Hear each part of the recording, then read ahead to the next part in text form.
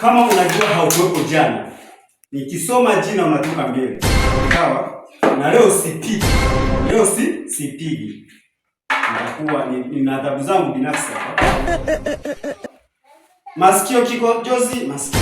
Maximization kikojozi. Masikio. Na mwalimu, mimi jana alikuwepo mvua inanyesha, mwalimu sikuwa sehemu ya kupita mwalimu. Leo toka mbele. Mwalimu hapo. Toka mbele.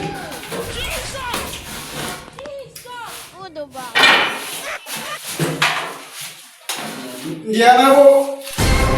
Mwalimu, mimi juzi nilipotoka hapa shuleni, mjomba akaja akanichukua nyumbani tuende kuinda kule msituni.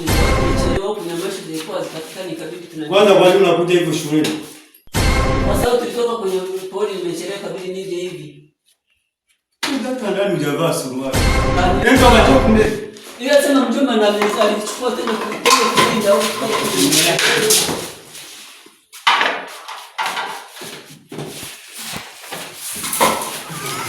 leo spiki kidogo. Sawa? Leo spiki nini? Leo huko. Leo nitawatoa pale nje. Nitaenda kuchimba kisiki pale. Kuna kisiki pale vya miti tunikata hizi pale. Mwalimu kila ambavyo Samuel kweli alikuwa anasema eti yeye ni visiki ya Noreki.